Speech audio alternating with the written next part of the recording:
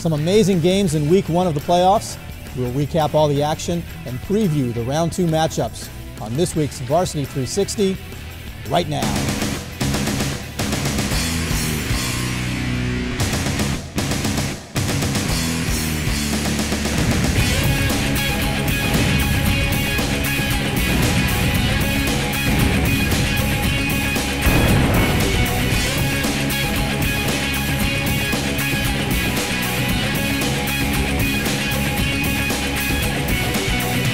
Hello everyone, and welcome back for another outstanding episode of Varsity 360's Gridiron Report. My name is Mark Coleman. Very happy that you've joined us, and I am very happy to be joined by a wonderful panel. In fact, one of my very favorite, let's face it, he's my favorite assistant sports editor in the entire world. He is from the Freelance Star and part of the award-winning FLS varsity team. It is Justin Rice. You set the bar very high. I appreciate that. You know, and amongst all of the editors that I know, you are one of them. We have a very special guest with us here this week as well. Have a lot of respect for this man. He is the head football coach for the Riverbend High School football Bears. He led the school to only their second postseason appearance in school history. One of my favorite guys, all-around good guy. It is Coach Tony DeMarco. Coach, it's an honor to have you here.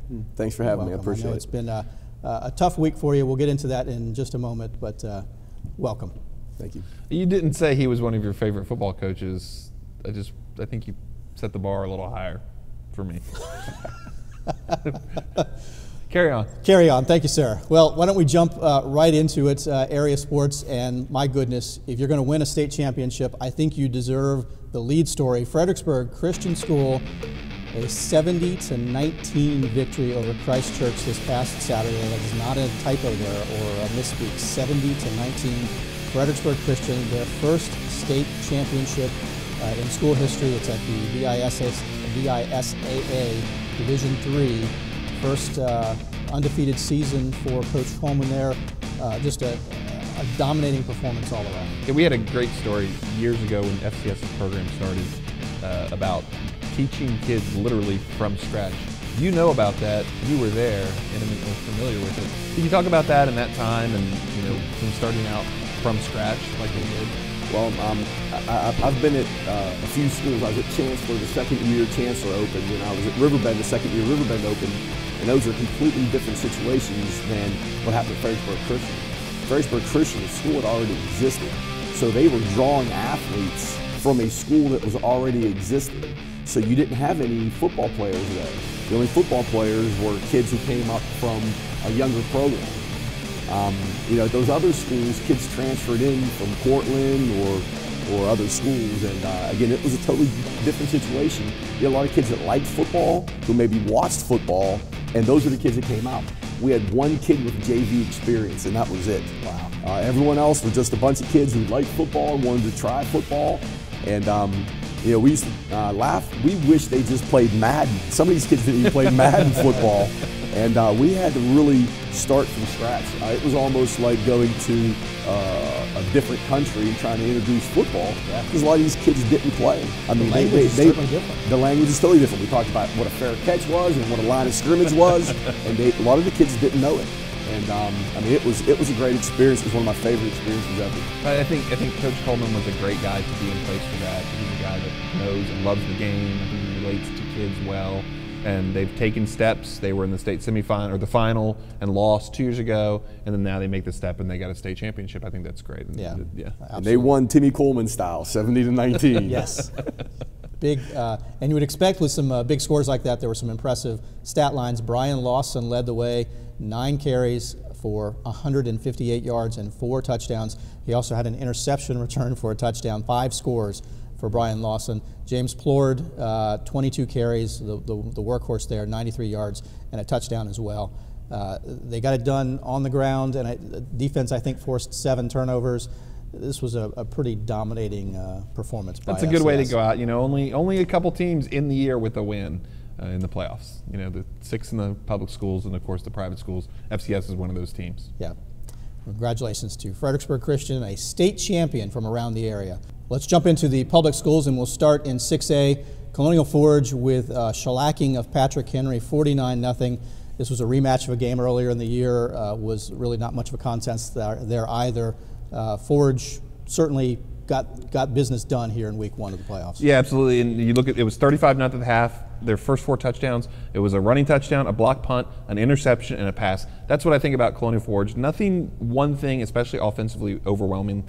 But they have so many playmakers and guys that do things. Right? You've seen that, Coach. You've seen how they do that. I mean, Gary Jennings is a special athlete. He's a kid that comes around every 10 and 15 years, and he's really an outstanding player to go with all the other skilled kids they have. Yeah. Forge with Gary Jennings with a 69-yard touchdown run and a 39-yard touchdown catch. Forge's defense and special teams played quite well as well. 5 turnovers. They had an interception return for a touchdown, a blocked punt return for a touchdown. All around, I think that they feel pretty good about their performance in week 1. That's how they're going to win games, is they're going to make plays in the kicking game and on defense, force turnovers, make plays that way, run back kicks, run back interceptions. That's how they're going to win games. Yes. So Forge advances, and they will meet the winner of Riverbend and Thomasdale. The Bears going down to take on the Knights. Probably one of the most exciting games in the state, certainly one of the most exciting games played by a local team, maybe all season. This one went into triple overtime. And Coach, I know you're probably still feeling the sting of this one. You guys were up 21-7 at the half. You actually 21-7 starting the 4th quarter. A flurry of activity there in the 4th quarter, goes into overtime, actually into triple overtime. There's a failed 4th and 1 for you guys. Then you actually fall 45-42. Tell me about your thoughts after that game. What have you processed since then? Well, that's definitely a heartbreaker. That's the toughest defeat I've ever faced as a coach. We had several opportunities where we just had to make one play, and Thomasdale made the plays they needed, and you can't take anything away from them. The quarterback they have he's a great athlete. I mean, we chased after him all night. He extended plays. No kidding. And we were chasing him all night, and again, his athleticism really allowed them to do some things and get back in it and pull something out at the end. Coach, what's the moment that you think of where, gosh, I wish I had done this one thing different? Do you think there's one thing where you can put your finger on like that? Well, in a game like that, there were so many that there's not one thing that I can think of. There really isn't. I mean, there was 10 different opportunities, and not really one of them stuck out anymore. Looking back on it, maybe at the very end of the game, we should have just taken a knee and letting the clock run down and maybe tried to kick a field goal at the end. It was 21-21, and we got what I think is one of the best kickers in the state, and maybe we should have just played for the field goal instead of the touchdown at the end. But there's all kind of things that can happen there. It's high school football. It's not NFL. You got the snap and the hold and the block, and we got bit at Brook Point with the block field goal at the end, and it's kind of hard to play for a field goal. Yeah. So for the viewers, what Coach is referring to here, so the score was tied 21-21. A long run by Zach Sims, actually appeared to be a touchdown, was called back for a penalty. I believe the ball was placed around the 20-yard line. Less than a minute to go, I believe, was when you guys actually scored the touchdown. Thomasdale ends up coming back, marches the distance basically, and scores on a 53-yard touchdown with 14 seconds remaining. And then just the back and forth there in the overtime. I was following it through Twitter, and it was heart-wrenching to me. I was on the edge of my seat watching my computer update. It was really a pretty intense game back and forth there. Yeah, how about in the running game, you get Orlando Jones with a big game, 128 yards, and Zach Sims at 106. I thought you would miss Dakota Sexton more. I thought Dakota was just such an important part of what you guys did, in the offense. But I think Jones and Sims did a great job picking some of that up. Yeah, they did. I tell you what, I feel really bad for Zach Sims. You talk about a kid who was a 2,000-yard rusher coming into the season, got hurt early in the year, missed 2 games. When he came back, he wasn't 100%. He started splitting reps with Orlando, and Orlando started getting more and more reps. And I've seen jealousy, rear its head before, and not Zach. Zach just mentored Orlando, helped him through everything, and man, what a great player Sims was. And I can tell you this: he's 100% healthy now because Thomasdale had a pretty good athlete, number 4, couldn't catch Zach on that 80-yard run at the end. Yeah, he hit high gear, and I tell you what, he has all his gears back. I can tell you that. Yeah. played some important defensive snaps for you guys as well. Really, as a defensive back, made some important plays over the course of the second half of the season. Really, right? Well, he was definitely the quarterback on our defense. Made sure everyone was where they needed to be and made calls. And he's just a kid that, you know, I coached him a little bit in middle school, and I had the opportunity to coach him all through high school. And I've been coaching now for almost 30 years, and he is the best all-around I've ever had. The kid is an incredible kid. He's a great student athlete. He's a great young man. He's a great leader, and boy, I tell you what, I'm going to really miss him. Yeah, Coach, you've been around football for a long time, as you mentioned. Riverbend, this was the 11th year that the school has been playing football. Just the second time that it's made the postseason in football. What does that mean for the school and for the community to be able to have a playoff game, to have some success in a sport that the school really hasn't had much success at? What has that done for the school? It's pretty exciting. You know, the kids will talk, and you know, the kids will say what's on their mind, and if you're not real good, you know, they talk about that. And you know, I've heard that talk in the past, and you know, the kids were really excited. I teach math, and a lot of my students were asking me about it, and you know, they couldn't wait for the fan bus. We took a fan bus down to Thomasdale, and this morning when I walked in, one of my students was standing there and gave me a big hug because she knew I was upset. And I mean, it's really neat to see you know, the school get excited about football. Yeah, I'm glad to hear that, because despite the disappointment, the end of the game, the end of the season, it still was a successful season, and I think something for you guys to build on. I mean, the 6-5 is nothing to be you know, disappointed about. When you reflect back, you probably need a few more days before you can say you're not disappointed. But you've got a big school, you've got a lot of seniors that are graduating, but you've got some youth coming up as well. Yeah, I'd mentioned, I think we have probably the most talented players returning than I can ever remember on a team. You know, we have a lot of talent back. You know, obviously we got our quarterback back. You know, Orlando's back. We got Taiwan, a great D lineman who I think should be one of the best in the state. Big Zach Adams, 6'7", 300. We have a lot of weapons back. Matt Felton's returning, and C.J. Washington, and I think we have a lot of weapons. And I'm, you know, running this offense for the second year will help us, and I'm really excited. Bitter about this one until the first day of practice next August? Probably bitter until the weight room starts here in a couple of weeks. And then once we start lifting weights and we get everything moving again, I had a lot of kids asking me today when the weight room's going to start. And, you know, I feel bad for the seniors. I always tell our seniors one of the worst things for me as a coach is when we're in the weight room lifting and they're walking out the door going home. That's always tough to see the seniors do that. And, man, we had so many great seniors, and I'm just going to miss it. I've known for a long time. And, you know, it's going to be sad when that starts. And, you know, hopefully a lot of them can get into college and play at the next level. I think we got several who can do that. And, you know, it'll be an exciting new chapter for those guys. Awesome.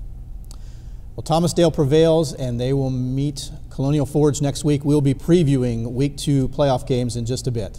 Well, moving to the 5A now, Massaponax took on Brook Point. This was a matchup of a Week 11 regular season game. This game was not quite as close as the regular season game was. Ponax pulling off the 30-0 shutout of Brook Point. Still just 10-0 at the half. It was close, but score-wise it was close. But it seems like Ponax really dominated this game. Yeah, it's a good question for me, Massaponax and Brook Point. Does Brook Point have something that sort of works to slow them down a little bit? Is Ponax not playing as well? I mean, I think we're going to figure that out maybe in the next few weeks. Two sort of slow games against Brook Point. But then again, you won both of them, so who cares, right? Yeah. A win is better than a loss. Yes, Coach? Oh, no doubt. This insight is, you know, you only get that kind of stuff right here at Varsity 360. Both fields, 21 carries, 106 yards, both touchdowns in the third quarter when Ponax was pulling away.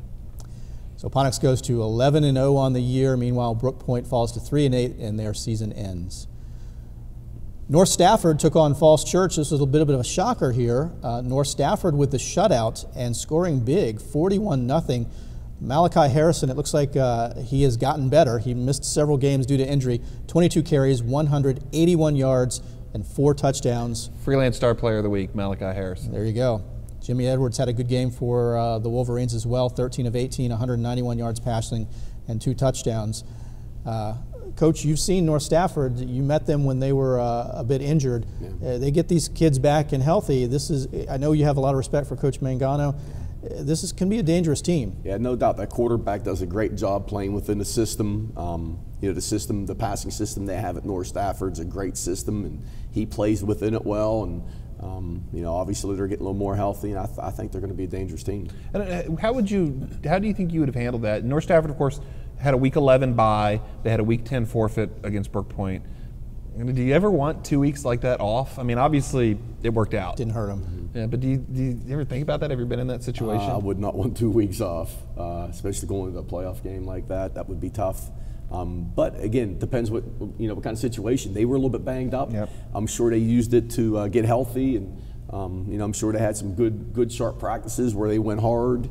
And coach knows what he's doing. He's been in that situation before, and his teams are always ready. Yeah, I think the health was the thing there. They were just so beat up, like you said. Yes. Having the 2 weeks off was kind of good for them. But I think also, not to be lost, maybe the Fairfax schools, not quite what we thought. If you look at the results in the 5A with the Fairfax schools, not a good result for them. I think they had one winner come out of the first week. So North Stafford rolls. Not surprised they won. Surprised they won 41-0. The score was surprising to me. We talked about that last week. We thought that there was a possibility that this was an upset in terms of rankings, or seedings rather. But North Stafford, strong team. Yeah, that it's so one-sided. That was a surprise. Good job for North Stafford. Yeah. Meanwhile, Mountain View took on Briarwoods. We were questioning about this one as well. Briarwoods facing some adversity. It certainly didn't show on the field. Briarwoods coming away with the 50-13 victory over the Wildcats. Despite the best efforts of Elijah Burris, 12 for 98 and a touchdown rushing. He also threw completed 14 of 29 of his passes and another touchdown there. But Briarwoods just way too much for Mountain View in this game. I think Mountain View mistakes were way too much for the Wildcats. Certainly, a lot of errors. So Mountain View finishes their season at 4-7. Moving now to 4A, Cortland met Dominion in a game that ended up being much closer than at least I expected. This was really sort of a defensive battle here. The Cougars coming away with a 15-13 victory. Some concern here about the performance? The defense played well. Nick Grant with 3 interceptions. Yep. You kind of held Dominion down a little bit. I'm a little surprised that the rushing game was as unproductive as it would be, especially when you get to the playoffs and you're playing teams that aren't familiar. You guys play Cortland. You don't have to draw up a new game plan. You pull out the Cortland game plan off the shelf and know what you're doing. To go against a team that is unfamiliar, I would think it would be a good advantage. It wasn't. Well, you know what? The key with the wing T is a lot of coaches don't know how to defend it right now. It's an offense that a lot of people ran years ago. There's a few people who still run it and run it well. Tim Coleman. And Tim Coleman's one, and JC's another one. But coaches that know how to defend it are going to give you fits.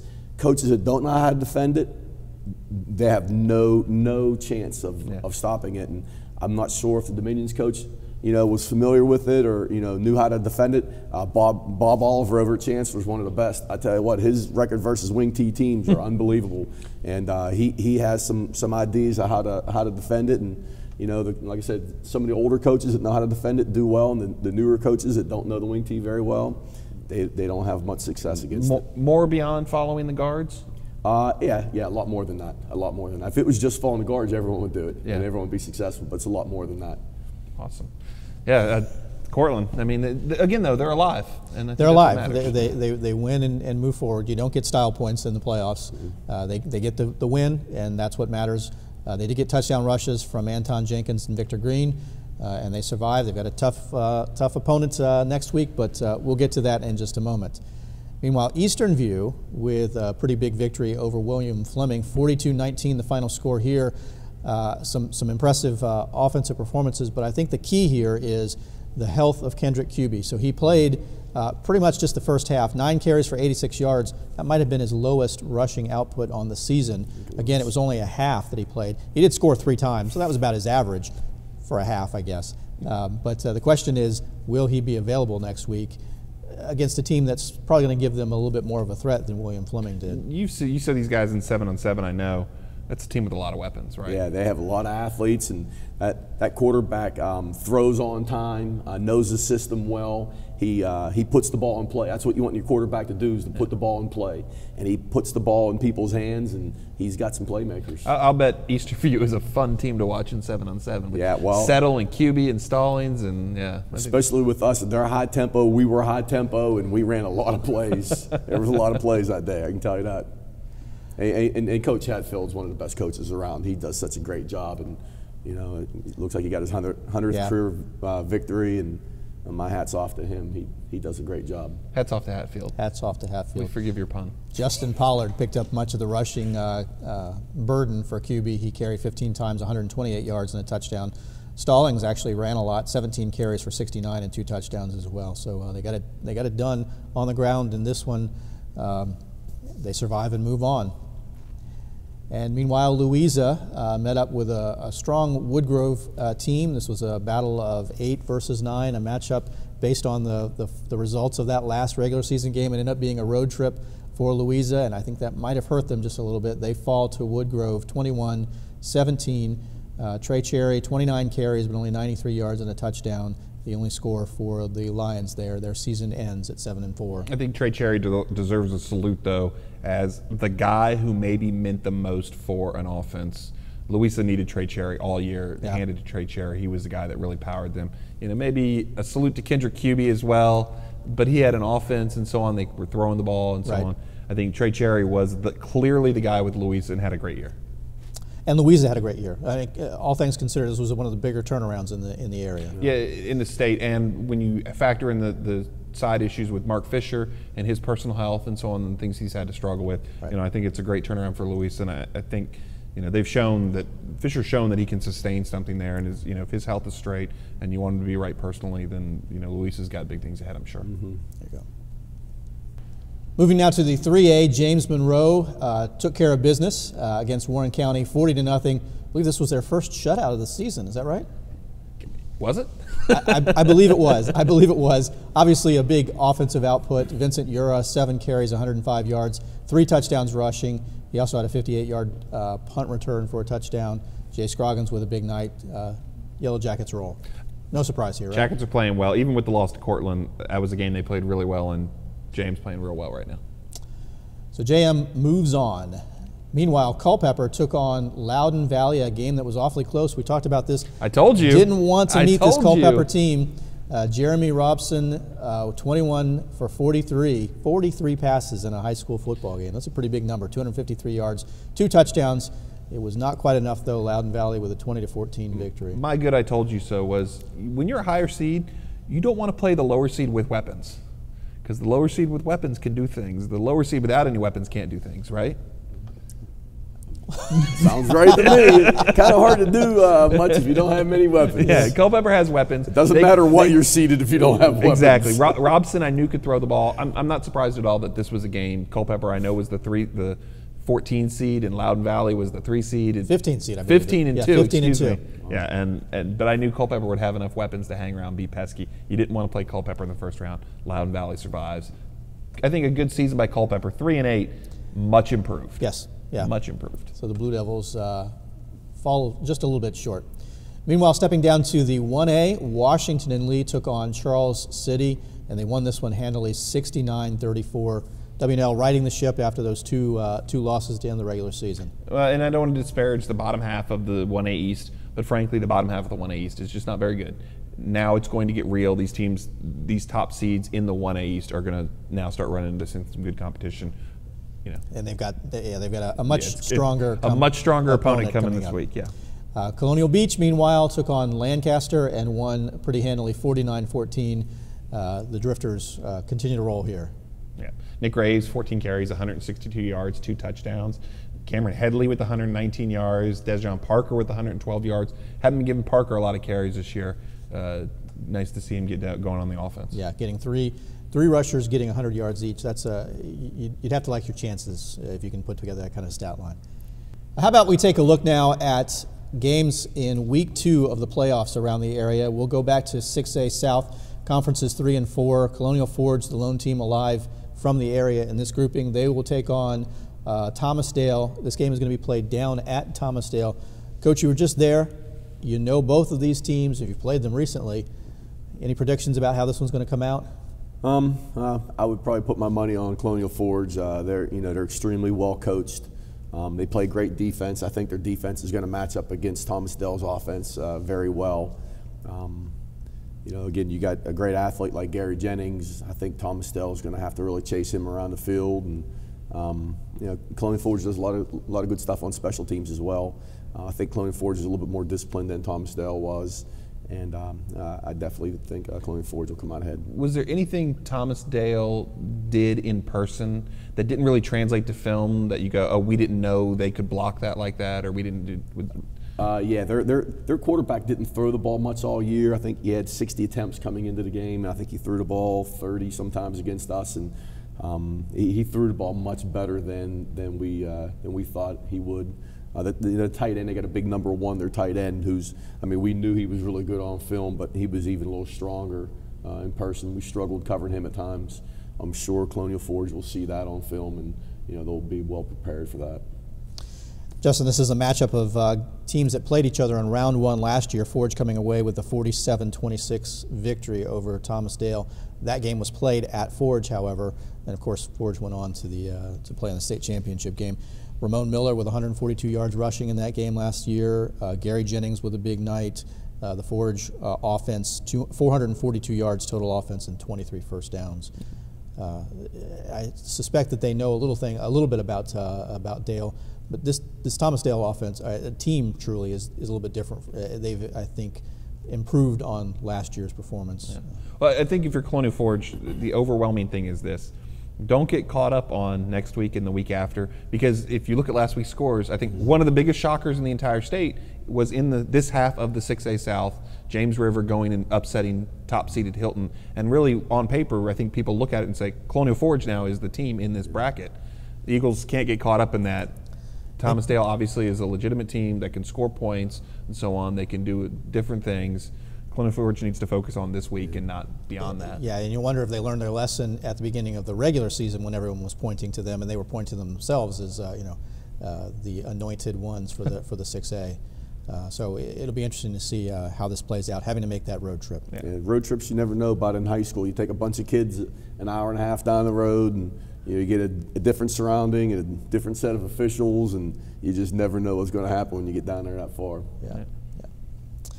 Moving now to the 5A North, a matchup of Panthers. I can guarantee you that a Panther is going to win this one. It'll be Potomac taking on Massaponax. This will be a home game for Ponax. What do you think about this game here, Justin? This is my favorite stat of this game is 1-5. Potomac is now 1-5 against teams this year with a winning record, the one coming last week in the first round of the playoffs. I like the Panthers, the Fredericksburg Panthers. Okay. Potomac getting their first, or getting the victory last week over Patrick Henry, 31-28. There in round 1, what you're referring to. Ponax certainly looks strong. They had a big week last week. Possibly struggled a little bit in the first half, but they righted the ship, and things turned out okay for them. Awfully strong team. Yeah. Coach, I think I've got this. With a team like Massaponax, familiarity is a disadvantage. They don't want to play teams that they see all the time. Brook Point. Teams that know that triple option, know how to defend it, right? I mean, absolutely. Yeah, it's absolutely. I think an advantage now where you play Potomac, going to be less familiar with that. Yes, and I think they run that triple better than anybody in the state. Coach Ludden's been there for a long time, and it's almost like a chess match. He's a counter puncher. Whatever you do, he has an answer for it, and I don't know if he gets it out of a little book or where he gets it from, but man, he's so good. He just counter punches you, and whatever you do, he has an answer for it, and Potomac's going to have their hands full. Yeah, Potomac scout team working hard this week, I'm sure. Well, you know what? Honestly, that's a great point you brought up. Listen, one reason why Massaponax is so hard to defend, you can't get that look in practice. There's nobody on your team that can run that offense. You can't put it in 1 week. So you end up getting a scout team look that's not very good. It takes a whole quarter to get used to their speed. And that's such a disadvantage. And I guarantee you Potomac's not getting the look right now like they're going to get on Friday. And it takes, I know with us, it usually takes at least a quarter for us to match their speed and see how fast they are. And it's a huge advantage the way they run it. Yeah. Speed and probably the adeptness at making the read, right? For yes, you can't put a kid in there in 4 days and have him read it right. No. They've been doing it for years and years and years. You just can't do it, and you just can't get the look. It's just so different, and they play the radical wide split with the linemen, the different holes they can attack you through with the triple option. it's fun to watch, and I think when it's going well, it's very tough to stop. I know you know that. You know, I like the Panthers this week. The coach is also running a little bit of pistol right now too, which makes it even a little bit more dangerous. You know, everyone watches film and you know they read books on how to stop it, and then you line up against them, and now they're in a pistol, running some of their stuff out of pistol, which makes them even more dangerous. Do you think that makes Bendon better? Well, you know what? I think if they go against a team that has a lot of great D linemen who are penetrating a little bit, when you go pistol, it gets you off the ball a little bit more, and I think it just, you know, it helps you against those really good defensive lines. Yeah, Ponix certainly looks good though, and I think we like Ponix in this game. North Stafford, we talked about this. They've got a tough game coming up. The spoils of their Week 1 victory means that they get to take the trip to Stonebridge. The Bulldogs 9-2 on the season. This is their 13th consecutive postseason appearance.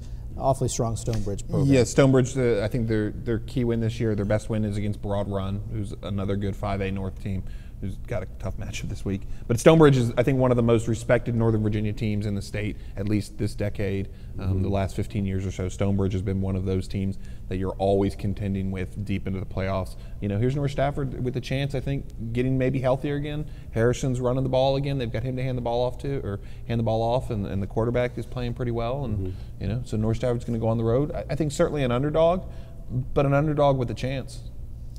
The chip and the chance, right? Chip in the chair. Chip in the chair. That's correct. Yeah, that's it's a trademarked. Have you trademarked, copyrighted Justin Rice quote here? Pilfered. Yeah, okay. Yeah, full release on that one, right? So, but you're exactly right. I mean, Coach, you'd like to have a chance to play in Week 2 of the playoffs, right? I mean, absolutely. Even if you were playing, you know, Oscar Smith or somebody, you'd love to have that chance. Oh, you also got to realize North Stafford's been there. They've been there the last couple years. They will not be intimidated. They're not going to go in and get rattled. They've been there. They're well coached, and I think they're going to give them a game. No, I think certainly. Yeah, I think this is a good game. Good. Well, let's move to the 4A, and Cortland. They might have a game on their hands here. They're going to be actually going on the road. Hard to believe that a team who's now 10-1 is going to be playing a Week 2 playoff game on the road. They get to go against 11-0 GW Danville, making the trip down there. That 4A North is tough. This is a tough bracket. We talked about that last week, and it just is going to continue to get tougher. Cougars had some trouble running the ball last week. The defense showed up. They're playing a GW Danville team that's, I mean, they beat Fauquier 63-21 last week. I'm a little bit antsy about how this one's going to play out. I hear you, and I was saying that about Stonebridge and a team from Northern Virginia that you've thought about the last 15 or 20 years. Danville is the team in the other direction. I think everybody the last 10 or 20 years, especially with they were in the 5A or the Northwest region for so long, and you would see Brook Point, Colonial Forge, those teams would always run into Danville in the regional semifinal game, in the regional final games. This is a traditional power. Cortland and Danville, of course, played last year in the playoffs. Cortland wins 56-34. Cougars have to play better than they played against Dominion. Yeah, that game last year was at Cortland, so they go on the road this year. Heck of a long trip. One of the longest trips that any of the local teams will ever take around here. You know, barring if you had to go somewhere in far Western Virginia. You know, you can't go much farther from Fredericksburg than Danville. Massaponax Franklin's pretty far. Massaponax went to Franklin. That's a pretty good one too. Yeah, that's a hike there. Meanwhile, Eastern View at 10-1 will also be hitting the road and taking on an undefeated Jefferson Forest team. Don't know a whole lot about this Jefferson Forest team. We talked about that some last week, though, Justin. Well, I think Jefferson Forest is 11-0, and you look at their 11-0 and you try to gauge their wins. Their best wins are 3 wins against some Group 3 teams, but all very good Group 3 teams. Liberty Bedford, Heritage, Brookville. That's 3 very good 3A teams. You know, so let's find out. Jefferson Forest is 11-0. They are undefeated. I think have had a great season, and I think the air, the perception, and sort of around the state is, okay, is this Jeff Forest team for real? We're going to find out this week. You know, if Kendrick Kuby is healthy, Eastern View is ready to go. You know, they can score points. Let's see if Jefferson Forest can run with that. And he's one of those two-way players. And Coach, I know you've had some injuries. Everyone does, but when you lose a starter that was on both the offense and defense, you've lost 2 players really. That's tough.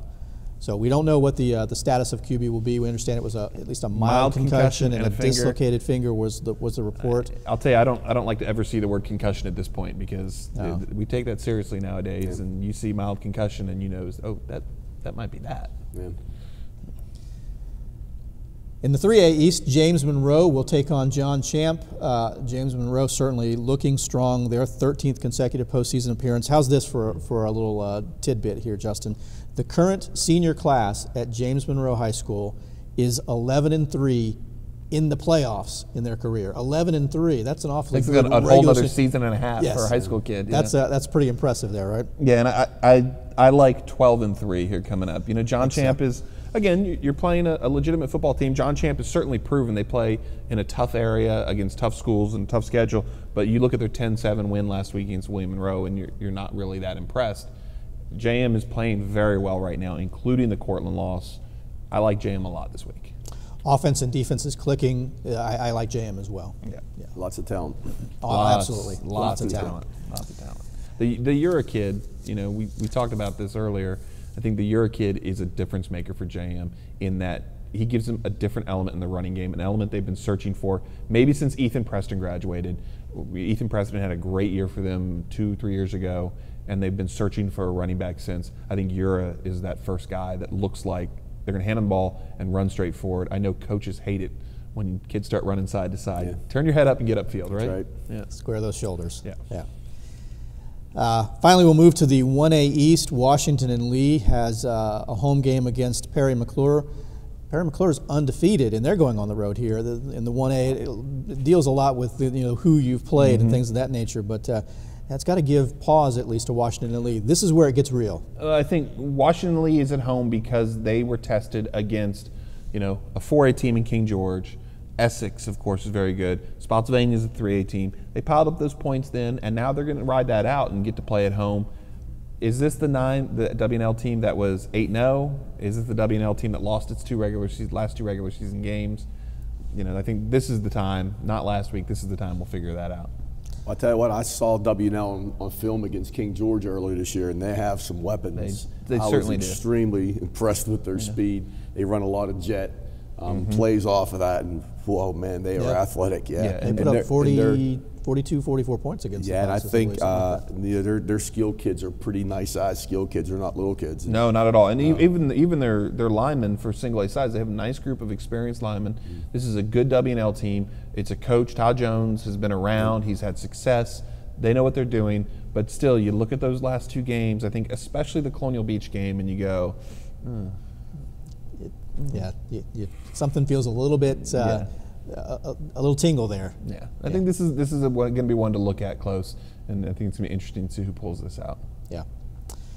Finally, Colonial Beach will be hitting the road. They'll take on Surrey County. The Cougars are 10-1 on the year. Surrey beat Franklin 16-12 last week. That concerns me a little bit. That's hard. You can't base future performance on past results, right?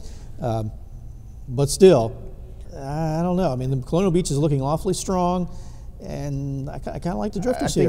I think if you're weighing schedule, Colonial Beach's 9-2 resume is vastly, vastly more impressive than Surrey's 10-1. I think that's certainly and objectively the case. We'll see what happens Friday. Beach had a big win. They looking strong. I looked it up, by the way. So matchups, all schools are small in Division I. Surrey. Their current enrollment, 317 students from what I saw. Colonial Beach, 175. Surrey's almost twice as big. Coach, as that would be like Beach. you playing a team with 4,000 students, something maybe like Hilton. There you go. Well said. We might have to have you back with that kind of insight. Mark, I think there's one last nugget I didn't fire on you that I want to use. Okay. First round, the higher seeded team. There was 192 games. The lower seeded team won 19 times. Across the entire state. Across the entire state. I think the upsets you're looking at, the biggest upsets, Hidden Valley in the 3A West was a 1 seed, lost to the 16 seed. And, of course, the Hilton game we talked about, Hilton and James River. You'd have bet your house on Hilton, I think, in that game. No doubt. I think a lot of people would. Yeah. It's a good thing that we didn't.